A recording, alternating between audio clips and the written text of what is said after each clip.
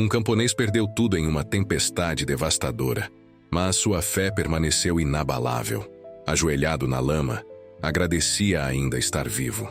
Ninguém imaginava que este homem simples encontraria uma antiga nascente subterrânea e revelaria segredos ancestrais da terra.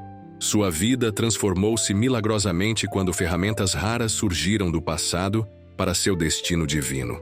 Uma história sobre perseverança, propósito e o poder invisível da fé verdadeira. Prepare seu coração para esta jornada comovente. Inscreva-se, deixe seu like e comente sua cidade. Em uma pequena vila no interior, um humilde camponês dedicou toda sua vida ao cultivo da terra herdada de seus antepassados. João, homem de mãos calejadas pelo trabalho árduo e um coração cheio de bondade, construiu uma vida simples, mas digna. Cada sulco em seu rosto contava histórias de colheitas abundantes e invernos rigorosos, de madrugadas frias e fins de tarde de satisfação ao contemplar os frutos do seu labor. A pequena propriedade, abraçada por serras antigas, era seu universo particular. Ali, entre o suor derramado na terra e as preces sussurradas ao vento, João encontrava seu propósito. A terra fala conosco. Costumava dizer aos vizinhos que o consideravam excêntrico por suas crenças antigas. Basta termos a humildade de escutar. Suas plantações, embora modestas, pareciam responder a um chamado especial. Cresciam viçosas mesmo em estações adversas, como se abençoadas por uma mão invisível. Numa fatídica manhã de primavera, quando os primeiros raios dourados mal haviam tocado as montanhas, o céu começou a mudar. João observou com a sabedoria dos antigos os pássaros voando baixo e o gado inquieto. Algo estava errado. O ar, pesado como chumbo, parecia prenunciar desgraça. Em questão de minutos, nuvens negras devoraram o azul do firmamento, transformando o dia em noite prematura. A chuva começou suave, quase gentil, como lágrimas tímidas. Depois, sem aviso, desabou com fúria divina. O vento uivava como alma penada, arrancando árvores centenárias pelas raízes. Os relâmpagos rasgavam o céu em feridas luminosas, seguidos por trovões que faziam tremer a própria estrutura da montanha. João correu para o paiol, tentando salvar o gado aterrorizado, mas a força da natureza em fúria era avassaladora. As águas, antes tão desejadas para nutrir a terra, agora desciam das encostas como monstros líquidos, carregando tudo em seu caminho. O pequeno córrego que serpenteava pela propriedade transformou-se em rio furioso, engolindo plantações, devorando cercas, lambendo com língua implacável os alicerces da casa dos antepassados. "Misericórdia, Senhor!" gritava João, sua voz abafada pela sinfonia brutal da tempestade. Com um esforço sobre-humano, conseguiu resgatar 3 cabras, um velho cavalo e seu cão fiel, Guardião, que se recusava a abandoná-lo mesmo diante do apocalipse. O paiol, construído pelo avô de João, desabou num gemido de madeira torturada. A casa resistiu por mais tempo, como se também lutasse para sobreviver, mas finalmente cedeu quando parte da encosta deslizou, enterrando sob lama e rocha metade da estrutura. Quando finalmente a tempestade amainou, horas depois, o sol reapareceu, com crueldade indiferente, iluminando a devastação completa. João permanecia de joelhos na lama, encharcado até os ossos, contemplando o cenário apocalíptico que antes era seu lar. Campos férteis haviam se transformado em lodaçais irreconhecíveis. O gado que não conseguira salvar jazia inerte, vidas desperdiçadas pela fúria dos elementos. Da casa, apenas parte das paredes permanecia de pé, como sentinelas arruinadas de um reino perdido. Os vizinhos começaram a se aproximar, atraídos pela dimensão da catástrofe. Encontraram João ainda ajoelhado, o corpo trêmulo de exaustão e frio, mas seus lábios se moviam em oração silenciosa. Lágrimas escorriam por seu rosto envelhecido, mas quando finalmente falou, sua voz tinha uma firmeza que desconcertou a todos. "Deus me deu, Deus tirou. Bendito seja o nome do Senhor." Aqueles que esperavam encontrar um homem quebrado pela tragédia testemunharam algo incompreensível. Em meio à destruição total, João mantinha intacta a única coisa que nenhuma tempestade poderia arrancar: sua fé. Não era uma fé de palavras vazias ou gestos mecânicos. Era uma fé forjada na intimidade com o divino, nas conversas silenciosas durante o trabalho solitário no campo, nas noites contemplando as estrelas que agora estavam ocultas pelo véu das nuvens que lentamente se dispersavam. "Vamos, homem, venha para nossa casa", ofereceu Pedro, um dos vizinhos, estendendo a mão para ajudá-lo a levantar. "Não pode ficar aqui." João aceitou a mão estendida, seu corpo revelando a idade que seu espírito teimava em negar. Olhou uma última vez para os escombros do que fora seu mundo e seguiu em silêncio, acompanhado apenas pelo cão e pelas poucas cabeças de gado resgatadas. Era um homem despojado de tudo, exceto da certeza inexplicável de que algo maior o aguardava além da provação. Os dias que se seguiram foram envoltos em neblina de irrealidade. João foi acolhido na casa de Tobias, o comerciante local, conhecido mais por sua avareza do que por atos de caridade. A vila inteira comentava, entre sussurros, a surpreendente hospitalidade do homem que contava cada moeda com olhos de águia. "Por que está fazendo isso?" perguntou João na primeira noite, enquanto compartilhavam um jantar simples. "Nunca fomos próximos, Tobias." O comerciante baixou os olhos para o prato como se procurasse palavras entre os grãos de arroz. Foi sua esposa, Sara, quem respondeu, a voz carregada de emoção contida. "Quando eu era criança, minha família perdeu tudo num incêndio", revelou ela, seus dedos acariciando inconscientemente uma antiga cicatriz no antebraço. "Passamos semanas dormindo no chão frio da igreja, até que um estranho nos ofereceu abrigo. Jurei que se algum dia pudesse retribuir aquela bondade, o faria sem hesitar."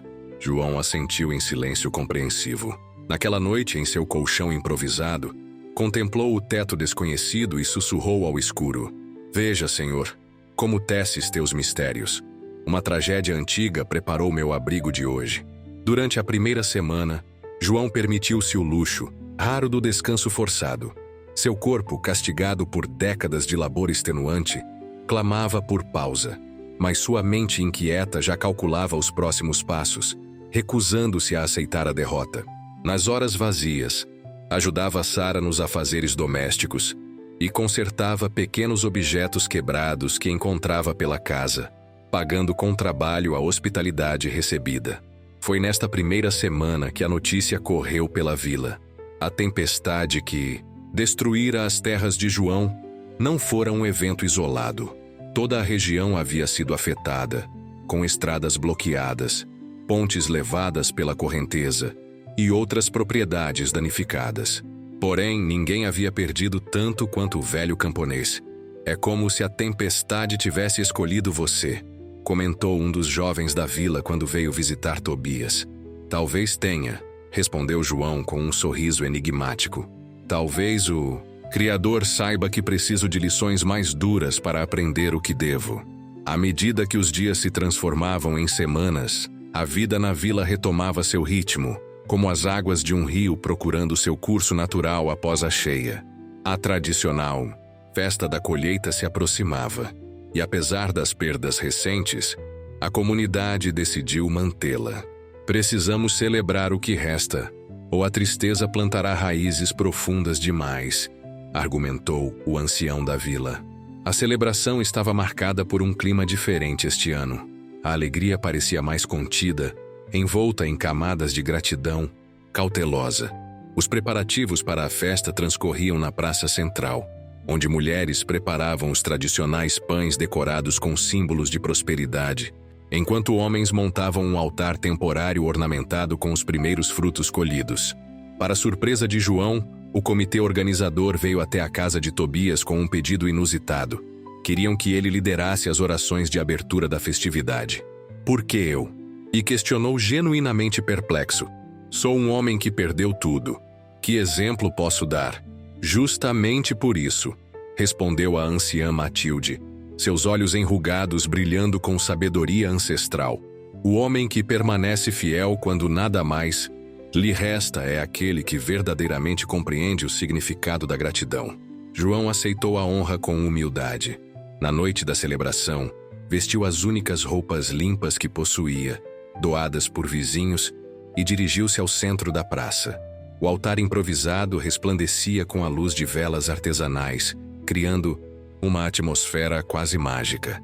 Quando João tomou seu lugar, um silêncio respeitoso desceu sobre a multidão.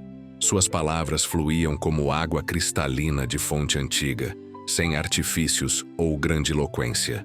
Falava da terra como quem conhece seus segredos mais íntimos, da chuva como bênção e provação, do trabalho como oração feita com as mãos. Enquanto falava, todos percebiam que não estava apenas recitando fórmulas decoradas, mas compartilhando a sabedoria adquirida no fogo da adversidade. Foi então que aconteceu o incidente que mais tarde seria lembrado como o primeiro sinal. Miguel, um menino de 8 anos, corria entre os adultos quando tropeçou nos próprios pés, caindo contra o altar. No processo, derrubou a relíquia sagrada da comunidade, um antigo cálice esculpido em madeira nobre, passado por gerações desde a fundação da vila. O objeto precioso rolou pelo chão e se partiu em 3 pedaços, provocando exclamações horrorizadas da multidão. O menino permanecia paralisado, os olhos arregalados em terror pela profanação acidental. O pai avançou, o rosto contorcido em fúria, pronto para castigar o filho pelo sacrilégio. João, porém, moveu-se com agilidade, surpreendente para sua idade. Interpôs-se entre o homem e a criança e, com um gesto gentil, recolheu os pedaços quebrados do cálice. «Venha, Miguel», chamou o menino com voz tranquila. «Ajude-me a consertar o que foi quebrado». Sob o olhar atônito dos presentes, João retirou do bolso um pequeno estojo de couro, herança de seu avô, contendo linhas resistentes e agulhas de diversos tamanhos. Com habilidade nascida de anos consertando apetrechos de fazenda, orientou o menino a segurar as peças enquanto executava uma técnica antiga de amarração, entrelaçando os fragmentos com um padrão complexo que parecia transformar a própria quebra em elemento decorativo. «Meu avô chamava isso de kintsugi dos pobres», explicou enquanto trabalhava, sua voz serena quebrando o silêncio tenso. «Os japoneses consertam cerâmica quebrada com ouro, tornando as rachaduras parte da beleza do objeto. Nós, que não temos ouro, usamos o que a natureza nos dá e transformamos a imperfeição em força». Quando terminou, o cálice estava não apenas restaurado em sua função, mas transformado. As linhas que agora uniam os fragmentos criavam um padrão que lembrava raízes de árvore ou veias de uma folha. João devolveu o objeto ao altar e, voltando-se para o menino ainda assustado, afagou seus cabelos. «Veja, algumas coisas precisam se quebrar para revelarem beleza maior. Como nós, às vezes». Naquela noite, a celebração adquiriu um significado mais profundo. O incidente, que poderia ter manchado a festividade, transformou-se em lição viva sobre redenção e beleza nas imperfeições. João retornou à casa de Tobias com o coração pleno, sentindo que algo havia mudado sutilmente no modo como a comunidade o percebia. Os dias transformaram-se em semanas, e logo 3 meses haviam se passado desde a tempestade devastadora. João, incapaz de permanecer ocioso por mais tempo, começou a procurar trabalho. Sua idade avançada e a escassez de oportunidades tornavam a busca desafiadora, até que surgiu uma possibilidade inesperada. Augusto, o maior fazendeiro da região, ofereceu-lhe posição como ajudante em sua vasta propriedade. A notícia causou burburinho na vila. Augusto era conhecido por seu temperamento difícil e por menosprezar agricultores de pequeno porte, considerando-os formiguinhas inconsequentes, que desperdiçavam terra boa com métodos antiquados. Primi que justamente ele ofereceria trabalho ao velho João. «Não confio nesse homem», advertiu Tobias quando João anunciou que aceitaria a oferta. «Deve haver segundas intenções». «Provavelmente há», concordou João com um sorriso sereno. «Mas preciso trabalhar, e minhas opções são limitadas. Além disso, a terra é a mesma, seja quem for seu proprietário temporário». Na primeira semana trabalhando para Augusto, João manteve perfil discreto, executando as tarefas designadas com a eficiência silenciosa que o caracterizava. Observava, no entanto, práticas agrícolas que faziam seu coração de camponês tradicional apertar. Uso excessivo de produtos químicos, desrespeito aos ciclos naturais, exploração impiedosa do solo. Certa manhã, enquanto trabalhava sozinho, numa seção mais afastada da propriedade, percebeu sinais preocupantes no solo: compactação excessiva, erosão incipiente, ausência de insetos benéficos. Instintivamente, começou a implementar pequenas correções, usando técnicas aprendidas com seus ancestrais. Foi assim que Augusto o encontrou, ajoelhado na terra, misturando diferentes tipos de solo com materiais orgânicos em decomposição. "O que pensa que está fazendo?", trovejou o fazendeiro, seu rosto vermelho de indignação. "Está desperdiçando tempo com essas bobagens de velho." João levantou-se lentamente, limpando as mãos no desgastado avental. "Esta seção da propriedade está morrendo", respondeu com calma. "O solo está exausto como um homem forçado a trabalhar sem descanso. Estou apenas oferecendo um pouco de alívio." Augusto abriu a boca para repreendê-lo, mas algo no olhar sereno do velho camponês o deteve. Em vez disso, aproximou-se para examinar o trabalho realizado. "Explique o que está fazendo", ordenou, seu tom agora mais contido. Nos dias que se seguiram, para espanto dos outros trabalhadores, Augusto passou horas acompanhando João pelos campos, ouvindo atentamente suas explicações sobre composto orgânico, consórcio de plantas, aproveitamento da água da chuva e dezenas de outras técnicas sustentáveis passadas por gerações de agricultores conectados intimamente com a terra. O comportamento do fazendeiro alimentou especulações entre os funcionários e na vila. Alguns sugeriam que estava apenas se divertindo com as superstições do velho. Outros suspeitavam que planejava roubar seus conhecimentos para depois dispensá-lo. A verdade emergiu numa tarde chuvosa, quando João e Augusto buscaram abrigo num galpão antigo, após serem surpreendidos por um temporal. Enquanto aguardavam a chuva passar, o fazendeiro, num gesto incomum, ofereceu ao empregado um gole da bebida cara que carregava em seu cantil. "Minha terra está morrendo, João", confessou finalmente sua voz, despida da habitual arrogância. "Somos a terceira geração a administrar esta propriedade e em cada ano que passa, precisamos de mais produtos químicos para obter menos resultado. Os especialistas que contratei oferecem apenas soluções temporárias e caríssimas." O camponês assentiu, sem surpresa ou julgamento no olhar. "A terra não aceita arrogância por muito tempo", comentou suavemente. "Ela cede seus frutos para quem a trata como parceira, não como escrava. Meu avô usava técnicas parecidas com as suas", continuou Augusto, olhando para a chuva que caía em cortinas prateadas. "Meu pai as abandonou por serem ineficientes e ultrapassadas. Fui educado para ver a terra apenas como recurso a ser explorado." João contemplou o homem à sua frente. Não mais o poderoso fazendeiro, mas alguém confrontando o legado problemático que herdara. "Nunca é tarde para fazer as pazes com a terra", ofereceu João. "Ela é generosa e perdoa facilmente, desde que mostremos respeito sincero." Nos meses seguintes, uma parceria improvável floresceu entre o humilde camponês e o poderoso proprietário. Augusto designou uma seção de sua fazenda como área experimental, onde João tinha liberdade para implementar suas técnicas ancestrais. Os outros funcionários, inicialmente céticos, começaram a notar a diferença. Plantas mais resistentes a pragas, solo visivelmente mais vivo, menor necessidade de irrigação artificial. Ao completar 6 meses desde a tempestade que devastara sua vida, João enfrentava um novo desafio. Uma seca severa castigava a região, ressecando a terra já fragilizada e ameaçando as plantações. Mesmo na fazenda de Augusto, com seus recursos abundantes, a situação tornava-se crítica. Foi durante esse período que João começou a sonhar com água.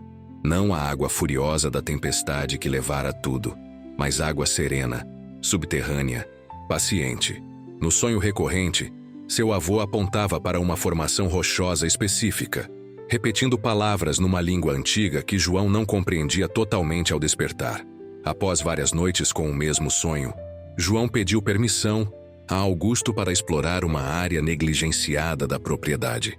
Um trecho pedregoso que todos consideravam improdutivo. O fazendeiro, agora mais aberto às intuições do velho camponês, concedeu. João passou dias observando o terreno aparentemente estéril, estudando a vegetação esparsa, a configuração das rochas, o voo dos pássaros. Recordava histórias, contadas por seu avô sobre rios que correm sob a pele da terra, invisíveis aos olhos desatentos. O que exatamente está procurando? Te perguntou Augusto após uma semana de observações aparentemente infrutíferas. Água, respondeu João simplesmente. O sonho me diz que há um veio d'água correndo profundo sob estas pedras. O fazendeiro suspirou, sua confiança recém-adquirida sendo testada. João, já fizemos estudos geológicos nesta área. Não há água viável aqui. Seus especialistas procuram com instrumentos, retrucou o camponês com um sorriso gentil. Eu escuto a terra. Na manhã seguinte, João apareceu com uma comprida vara de salgueiro bifurcada na ponta, um instrumento rudimentar de radiestesia, usado por gerações de suas pessoas para localizar água subterrânea.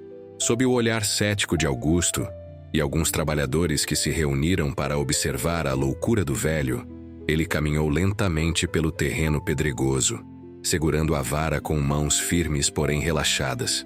Após quase 2 horas de busca metódica, a vara subitamente tremeu e apontou para baixo com força surpreendente. João sorriu, reconhecendo o sinal. Aqui, anunciou com certeza tranquila. A água corre profunda, mas abundante. Augusto, dividido entre o ceticismo racional e o respeito, crescente pelas intuições do camponês, autorizou a escavação. Foram dias de trabalho árduo, com homens revezando-se para cavar no ponto indicado. Quando muitos já começavam a duvidar, as pedras tornaram-se úmidas. Logo depois, água cristalina começou a brotar, primeiro em gotas tímidas, depois em fluxo generoso e constante. A descoberta da nascente foi recebida como milagre pela comunidade castigada pela seca. Augusto, reconhecendo o valor inestimável do achado, surpreendeu a todos com um anúncio. Cederia o terreno ao redor da nascente para João cultivar pelo período de 1 ano, como recompensa por sua sabedoria. A água falou com você, não comigo, declarou o fazendeiro. É justo que a terra beneficiada por ela também seja sua para cultivar. João, emocionado pela oportunidade inesperada de retornar ao trabalho que amava, aceitou o presente com gratidão. O conselho da vila, impressionado, formalizou o acordo. Era o início de uma nova fase em sua jornada.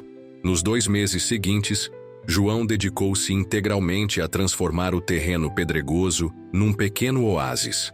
Com acesso limitado a ferramentas e recursos, adaptava-se usando materiais descartados e técnicas improvisadas. A nascente, canalizada com perícia, irrigava estrategicamente o terreno, aproveitando cada gota preciosa. Observadores atentos notavam algo especial na maneira como João trabalhava a terra.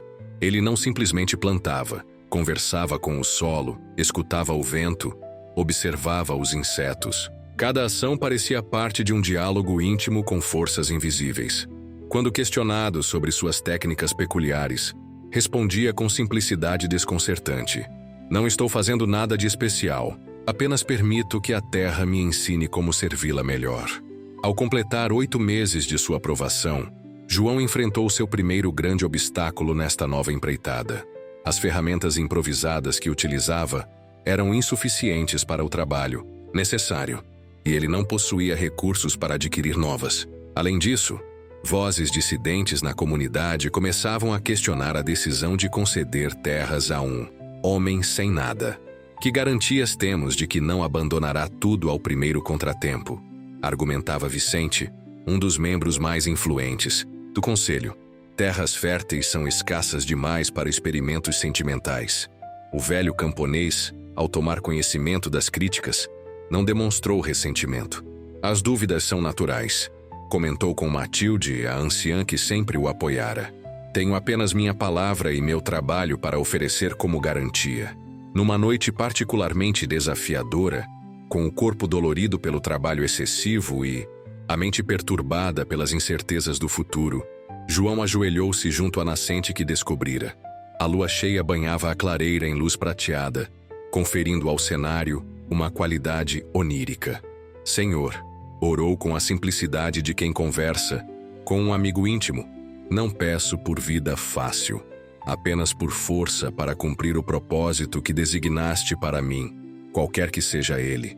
Se devo continuar este trabalho, mostre-me o caminho. Adormeceu ali mesmo, exausto sob o céu estrelado. Durante o sono, o sonho recorrente com seu avô retornou, mais vívido que nunca. Desta vez, o ancião não apenas apontava, mas cavava, em determinado ponto próximo à nascente, revelando algo enterrado. João despertou com os primeiros raios do sol, o sonho ainda fresco na memória. Impelido por uma certeza inexplicável, procurou o exato local indicado pelo avô no sonho, uma formação rochosa que lembrava vagamente um rosto adormecido. Com ferramentas rudimentares, começou a escavar. O trabalho foi lento e extenuante. Quando muitos teriam desistido, João persistiu, movido por convicção profunda. Finalmente, sua pá improvisada bateu em algo sólido. Cuidadosamente, revelou uma antiga caixa de madeira, protegida da umidade por camadas de tecido encerado e folhas especiais que os antigos usavam para preservação. Com mãos trêmulas de emoção, abriu o recipiente. Dentro, perfeitamente conservados, encontrou ferramentas agrícolas de qualidade excepcional e pequenos sacos contendo sementes de variedades raras, etiquetadas em caligrafia elegante, com nomes de plantas que João conhecia apenas por histórias dos anciãos. A descoberta parecia milagrosa, respondendo precisamente à sua necessidade mais urgente. João levou a caixa ao conselho da vila, relatando honestamente como a encontrara. Enquanto examinavam o conteúdo, Matilde reconheceu a caligrafia nas etiquetas. Estas são as sementes preservadas por Elias, o agricultor sábio, revelou com espanto. Meu avô contava histórias sobre ele, um homem à frente de seu tempo, que previu a deterioração das práticas agrícolas e decidiu guardar um legado para as gerações futuras. Um bilhete amarelado, encontrado no fundo da caixa, confirmou. A teoria, escrito pelo próprio Elias décadas antes, declarava: estas ferramentas e sementes pertencem àquele que buscar a água escondida, quando os homens tiverem esquecido como escutar a terra. Que sejam utilizadas com sabedoria para restaurar o equilíbrio perdido. A revelação causou profunda impressão na comunidade. Muitos interpretaram como intervenção divina ou cumprimento de antiga profecia. Vicente e outros céticos tentaram argumentar que o tesouro pertencia à comunidade, não a João. Mas a maioria reconheceu o evento como confirmação de que o velho camponês estava destinado a receber aquela oportunidade. Fortalecido pelo apoio renovado e equipado com ferramentas adequadas, João intensificou seu trabalho na terra recuperada. As sementes preservadas, plantadas com reverência e cuidado meticuloso, revelaram extraordinária vitalidade. Variedades de plantas que haviam desaparecido da região por gerações voltaram a florescer sob seus cuidados. No 10º mês após a tempestade devastadora, os primeiros frutos de seu trabalho começaram a aparecer. As colheitas, embora inicialmente modestas, surpreendiam pela qualidade e resistência. Utilizavam uma fração da água e dos recursos que as plantações convencionais demandavam, mas ofereciam alimentos de sabor mais intenso e propriedades nutritivas superiores. A notícia espalhou-se para além dos limites da vila. Agricultores de comunidades vizinhas começaram a visitar o oásis do velho João, como passou a ser conhecido, curiosos para aprender suas técnicas. O camponês, generoso em sua sabedoria, compartilhava livremente conhecimentos, mas insistia: não basta copiar os métodos. É preciso desenvolver relacionamento íntimo com a terra que se cultiva. Este período de relativo sucesso trouxe nova reviravolta. João descobriu, através de conversas com visitantes, que Augusto estava sistematicamente documentando suas técnicas e implementando-as em outras seções da propriedade. Mais grave ainda, o fazendeiro apresentava estes métodos em círculos, influentes como desenvolvimento próprio, sem mencionar sua origem. A notícia feriu profundamente o camponês, não pela falta de reconhecimento, era homem sem vaidades, mas pela quebra de confiança. Várias pessoas o aconselharam a confrontar Augusto, exigir retratação ou até mesmo compensação financeira. Após noite de reflexão, João tomou decisão surpreendente. Dirigiu-se à mansão do fazendeiro e solicitou audiência privada. Recebido com visível constrangimento, observou o homem poderoso evitar seu olhar direto. "Sei o que tem feito", começou João sem preâmbulos. "Não vim recriminar, mas propor parceria." Augusto, preparado para negação ou confronto, ficou momentaneamente sem palavras. "Essas técnicas não são propriedade minha", continuou o camponês. "Foram desenvolvidas por gerações de pessoas sábias que vieram antes de mim. Sou apenas guardião temporário. Minha preocupação não é com meu nome ou reconhecimento, mas com a transmissão correta dos conhecimentos." Fez uma pausa, observando o impacto de suas palavras no homem à sua frente. "Proponho trabalharmos juntos, abertamente. Você tem recursos e influência para disseminar estas práticas em larga escala. Eu tenho conhecimento profundo e experiência prática. Juntos poderíamos beneficiar não apenas suas terras, mas toda a região." A proposta desestabilizou completamente o fazendeiro. Esperava acusações, indignação, talvez até ameaças legais, reações que saberia manejar. A generosidade desinteressada de João, porém, era terreno desconhecido. "Por que não me confronta?", perguntou finalmente. "Tem todo o direito de estar furioso. Que benefício traria a fúria?", retrucou João com simplicidade. "Desperdiçaria energia que pode ser melhor aplicada no trabalho que realmente importa." Augusto levantou-se e caminhou até a janela, contemplando suas vastas terras. Quando voltou a falar, sua voz continha emoção incomum. "Sabe por que inicialmente desacreditei suas técnicas mesmo vendo os resultados? Medo", confessou. "Medo de parecer fraco aos olhos dos outros proprietários. Medo de admitir que o modelo que defendemos há décadas está esgotado. Medo de reconhecer que um homem simples, sem educação formal ou títulos, pudesse possuir sabedoria que nos escapa." O fazendeiro estendeu a mão. "Aceito sua proposta. Trabalharemos juntos e farei questão que todos saibam que você é a verdadeira fonte deste conhecimento." A parceria formal entre o humilde camponês e o poderoso proprietário causou sensação. Nos meses seguintes, a propriedade de Augusto tornou-se centro de experimentação e aprendizado, atraindo visitantes de regiões cada vez mais distantes.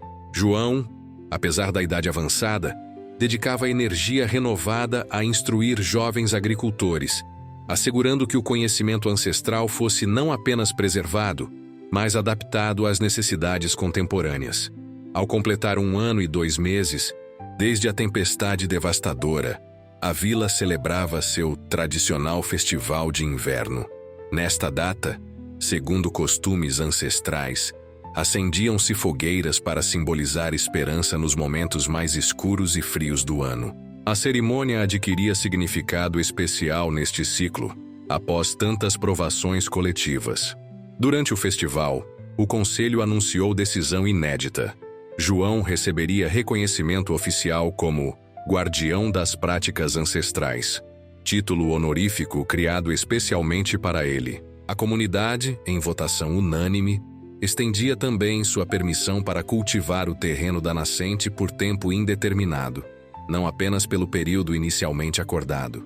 O momento de glória, contudo, foi brevemente ofuscado por acontecimento inesperado. No auge da celebração, quando João agradecia emocionado a honraria, um forasteiro abriu caminho entre a multidão. Vestia roupas formais e carregava pasta de documentos. Identificou-se como o representante legal de um credor da cidade grande. "Lamento interromper", anunciou com formalidade fria, "mas tenho obrigação de informar que identificamos dívidas pendentes do falecido Josias, pai de João, que nunca foram quitadas. Como único herdeiro, a responsabilidade legal recai sobre o Senhor. A revelação caiu como raio em céu claro.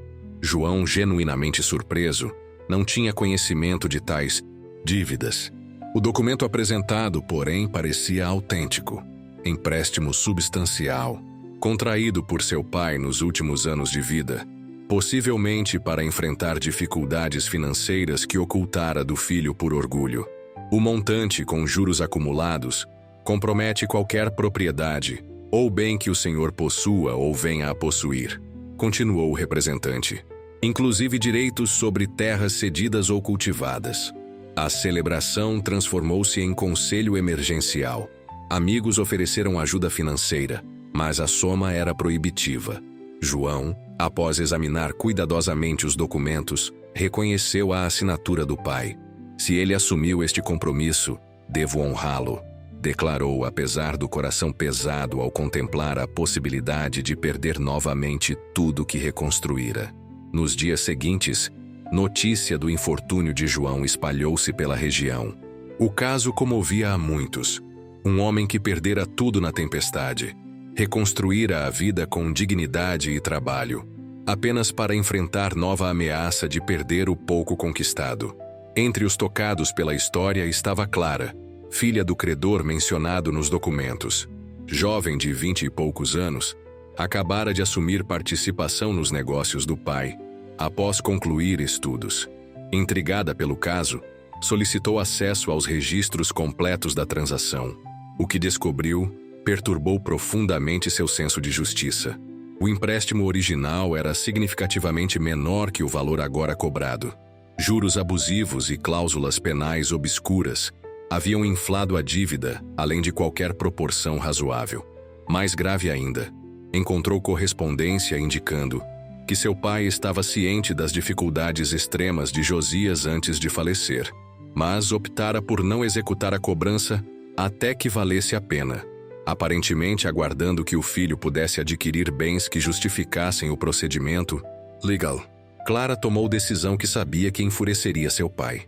Sem consultá-lo, utilizou a autoridade recém-adquirida nos negócios para perdoar parte substancial da dívida e reestruturar o restante em termos que João pudesse honrar com pequenos pagamentos ao longo dos anos, sem comprometer sua subsistência ou direito à terra. Quando o patriarca descobriu a interferência da filha, sua reação foi explosiva. A disputa familiar tornou-se paralelo involuntário às próprias lutas internas de João. O conflito entre tradição e renovação, entre rigidez e compaixão, entre letra fria da lei e seu espírito maior. Por que fez isso? Perguntou o credor à filha durante a acalorada discussão. Aquela dívida era legalmente nossa por direito. E moralmente, retrucou Clara. Que direito moral temos de destruir a vida de um homem por segunda vez, especialmente quando já explorou a vulnerabilidade de seu pai? O conflito familiar permaneceu não resolvido, mas a decisão de Clara prevaleceu. João, ao ser informado da renegociação, não conteve lágrimas de gratidão. Veja como Deus trabalha, comentou com amigos próximos. Usa até mesmo uma dívida antiga para ensinar lições de compaixão a uma nova geração. O 18º mês após a tempestade original trouxe novo desafio. Sinais atmosféricos indicavam formação de segunda tempestade potencialmente devastadora. João, observando os padrões do vento, comportamento dos pássaros e coloração incomum das nuvens, reconheceu os presságios que havia ignorado da primeira vez. Diferentemente da maioria que recebera os alertas meteorológicos oficiais com ceticismo, o velho camponês levou a ameaça a sério.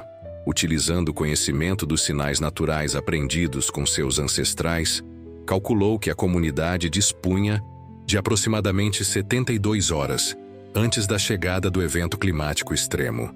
Precisamos nos preparar adequadamente, insistiu no conselho comunitário convocado às pressas.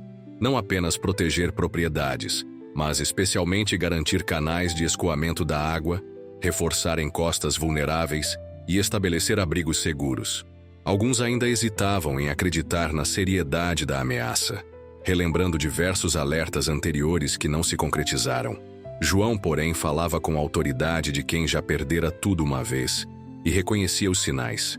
Sua convicção finalmente persuadiu a maioria.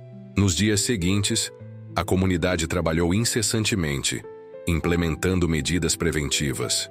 João orientava, dividindo seu tempo entre coordenar esforços coletivos e proteger sua própria plantação, usando técnicas específicas, valas estratégicas, barreiras naturais de contenção, sistemas de drenagem improvisados mais eficientes. Quando finalmente a tempestade chegou, sua fúria confirmou os piores temores. Ventos uivantes e chuvas torrenciais castigaram a região por quase 30 horas ininterruptas. Contudo, graças ao trabalho preventivo, os danos foram significativamente limitados. Não houve perdas humanas, e a maioria das propriedades permaneceu estruturalmente intacta. A plantação de João, protegida por sua sabedoria ancestral, sobreviveu praticamente ilesa. O sistema de drenagem que implementara não apenas salvou seus cultivos, mas ajudou a desviar águas que, de outra forma, teriam inundado parte da vila. Aquilo que poderia ter sido segunda catástrofe transformou-se em prova definitiva do valor de seu conhecimento. Como sabia? Perguntou Vicente, antes seu crítico, mais vocal, agora visivelmente impressionado. Os meteorologistas previram chuva forte, mas nada dessa magnitude. A natureza sempre avisa, respondeu João simplesmente. Só esquecemos como escutar. Os meses seguintes fluíram com relativa tranquilidade. A plantação de João prosperava, suas técnicas eram cada vez mais adotadas por outros agricultores, e a parceria com Augusto expandia-se para incluir programas educacionais formais. O velho camponês encontrara finalmente equilíbrio entre aceitar os desígnios divinos e trabalhar ativamente para transformar realidades. No 22º mês de sua jornada, João preparava-se para celebrar a primeira grande colheita, completa em suas novas terras, ocasião de profundo significado simbólico e prático. Os frutos deste ciclo representavam não apenas alimento e possível prosperidade material, mas a culminação de uma trajetória de renascimento após perda total. O Festival da Colheita neste ano adquiria dimensão especial. Agricultores de toda a região planejavam participar, muitos trazendo sementes e mudas para intercâmbio, outros simplesmente desejando testemunhar os resultados do milagre da nascente, como muitos chamavam a transformação operada por João. Na véspera da celebração, enquanto supervisionava os últimos preparativos nos campos, o camponês recebeu visita inesperada. Um homem de meia idade, vestindo roupas simples mas de qualidade incomum, aproximou-se acompanhado apenas por modesto assistente que carregava pequena arca de madeira ornamentada. "Você deve ser João", saudou o visitante com reverência surpreendente. "Vim de muito longe para conhecê-lo." Apresentou-se como Gabriel, representante de antiga ordem religiosa dedicada à preservação de conhecimentos ancestrais sobre agricultura sagrada e relacionamento harmonioso com a terra. Por gerações, explicou, sua comunidade mantivera viva a tradição que muitos consideravam perdida. "Guardamos uma profecia", revelou enquanto abria cuidadosamente a arca trazida pelo assistente, "passada por nossos anciãos há muitas gerações." Dentro do recipiente, Gabriel retirou o pergaminho protegido em estojo de cristal. O documento, escrito em caligrafia elaborada e dialeto antigo, descrevia com detalhes surpreendentes a busca por alguém que encontraria a água que flui sob a terra seca em tempo de grande necessidade. "Esta pessoa", leu Gabriel traduzindo o texto, "reconhecerá a linguagem das plantas e dos ventos, perderá tudo para ganhar sabedoria maior e usará ferramentas guardadas por mãos do passado para semear o futuro. Será destinada a liderar o renascimento das tradições agrícolas sagradas, ponte entre o antigo e o que está por vir." João escutava atônito enquanto o visitante descrevia como sua ordem, espalhada discretamente pelo mundo, dedicara séculos buscando a pessoa descrita na profecia. Acreditavam que tal indivíduo emergiria quando a humanidade mais necessitasse, reconectar-se com práticas sustentáveis de cultivo. Tudo o que viveu, a tempestade, a descoberta da nascente, até mesmo as ferramentas enterradas que encontrou, estava previsto, declarou Gabriel. Não foram coincidências, mas chamado divino se manifestando. A revelação deixou João profundamente perturbado. Sempre acreditara que Deus guiava seus passos, mas a ideia de ser objeto de antiga profecia, destinado a papel tão significativo, parecia responsabilidade excessivamente pesada para seus ombros cansados. Deve haver engano, protestou com genuína humildade. Sou apenas um velho camponês tentando reconstruir sua vida, não algum líder escolhido. Gabriel sorriu com compreensão. Os verdadeiramente escolhidos raramente se reconhecem como tal, observou. É precisamente sua humildade que confirma o que suspeitávamos. Nos dias seguintes, a festa da colheita prosseguiu conforme planejado, mas João participava com espírito dividido. O chamado apresentado por Gabriel simultaneamente o atraía e aterrorizava. Implicava abandonar a segurança duramente reconquistada para assumir missão cujas dimensões mal compreendia. As mulheres, mais velhas da vila, guardiãs das tradições locais, adicionaram nova camada de complexidade à situação. Após observarem Gabriel e conversarem longamente com João sobre a revelação, começaram a identificar sinais confirmadores nas estrelas e nos padrões das colheitas. Os céus falam, declarou Matilde certa noite, enquanto observavam constelações específicas alinhadas de maneira incomum. A profecia é verdadeira e você é o escolhido. João enfrentava seu maior dilema existencial: escolher entre a vida simples que finalmente reconstruíra e o chamado para algo infinitamente maior, porém assustador.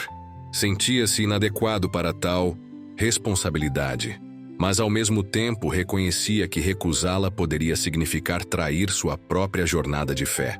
Por 3 dias e 3 noites, recolheu-se em profunda meditação e oração na pequena cabana que construíra próxima à nascente.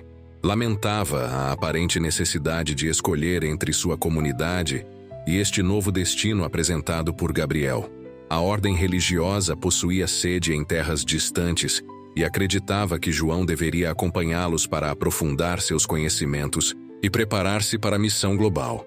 Na madrugada do 4º dia, exausto pela vigília prolongada, mas com clareza interior renovada, João teve revelação que transformou sua perspectiva. Contemplando o reflexo da lua nas águas serenas da nascente, compreendeu que a verdadeira sabedoria estava em unir os caminhos, não em separá-los.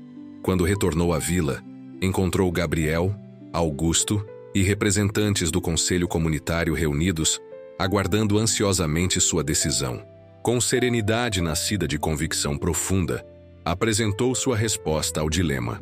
Não posso abandonar esta terra e estas pessoas para seguir a um lugar distante, declarou com voz firme. O conhecimento que carrego não me pertence. Pertence ao solo que o gerou, ao povo que o preservou, às gerações que virão. Fez pausa significativa antes de continuar. Proponho transformar estas terras em centro de aprendizado onde antigas práticas possam ser ensinadas aos jovens. Um lugar onde sabedoria ancestral e necessidades contemporâneas possam dialogar. Onde pessoas de todas as origens possam redescobrir conexão sagrada com a terra que nos sustenta. A proposta foi recebida com momentâneo silêncio, seguido por aprovação crescente. Gabriel, inicialmente desapontado, reconheceu sabedoria na solução. Ofereceu apoio integral de sua ordem, que poderia enviar mestres e recursos para fortalecer o projeto sem desenraizar João de sua comunidade. Augusto, visivelmente emocionado, ofereceu expandir significativamente o terreno cedido, transformando-o em área educacional permanente, legalmente protegida para futuras gerações. O Conselho da Vila unanimemente endossou a iniciativa, comprometendo-se a integrar o centro de aprendizado à vida comunitária. Assim, 2 anos após perder tudo, na tempestade devastadora, João não apenas havia recuperado sua dignidade, mas recebera muito mais do que jamais poderia imaginar. O que começara como tragédia pessoal transformara-se em bênção coletiva, capaz de tocar vidas, além de sua própria comunidade e tempo de vida. Numa luminosa manhã de primavera, exatamente 24 meses após a tempestade original, João contemplava o horizonte de sua nova realidade. O centro de aprendizado já tomava forma, com primeiras estruturas sustentáveis erguidas por mãos entusiasmadas de jovens aprendizes.